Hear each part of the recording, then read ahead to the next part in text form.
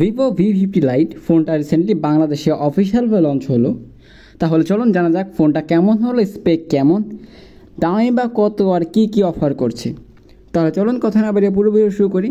তো ভিডিও শুরুর আগে বলে রাখি, যদি আমাদের ভিডিওটা ভালো লাগে লাইক করে চ্যানেলটা সাবস্ক্রাইব করতে পারেন। ফার্স্টে যদি কথা বলি ফোনটির ডিজাইনে, তাহলে হ্যাঁ, ফোনটির ডিজাইন অনেক সুন্দর বলা যায় এবং ম্যাক্সিমাম মানুষের কাছেই ফোনটির ডিজাইন এক কথায় ভালো লেগে যাবে এবং পার্সোনালি আমার কাছেও ডিজাইনটা অনেক ভালো লাগছে। সো ডিজাইনে বেশি কথা বাড়াবো না, ডিজাইন মোটামুটি ভালোই বলা যায়। ফোনটিতে ডিসপ্লে হিসেবে 6.77 ইঞ্চি একটা অ্যামোলেড প্যানেল, যেটা 120 হার্জ রিফ্রেশ রেট এবং এটি ফুল এইচডি প্লাস রেজুলেশনের। ডিসপ্লের বেজেল মোটামুটি ন্যারো কাতারে থাকে, কারণ এটি সিমেট্রিক্যাল বলা যায় না, মোটামুটি ন্যারো কাতারে থাকে। ফোনটির ডিসপ্লের কালার কোয়ালিটি, ছবির কোয়ালিটি এবং সব কিছু মিলিয়ে দেখতে অনেক সুন্দর লাগছে এবং ম্যাক্সিমাম মানুষের কাছে ফোনের ডিসপ্লে সেকশনটা এক কথায় পছন্দ হয়ে যাবে এবং ডিসপ্লের কালার কোয়ালিটি সব কিছু ভালো লাগছে। আর ফোনটি ডিসপ্লের কালার কোয়ালিটি একটু ভাইব্রেন্ট করে প্রেজেন্ট করে। ফোনটিতে ক্যামেরা হিসেবে আছে দুটো ক্যামেরা। মেন ক্যামেরা 50 মেগাপিক্সেল এবং 2 মেগাপিক্সেলের ডেপথ সেন্সর।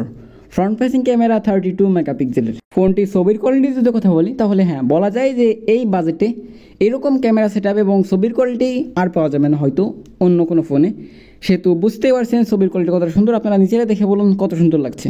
ফোনটিতে প্রসেসর হিসেবে আছে স্ন্যাপড্রাগন 685, আর এই প্রসেসর সেকশনটা আমার একদমই পছন্দ হয়নি।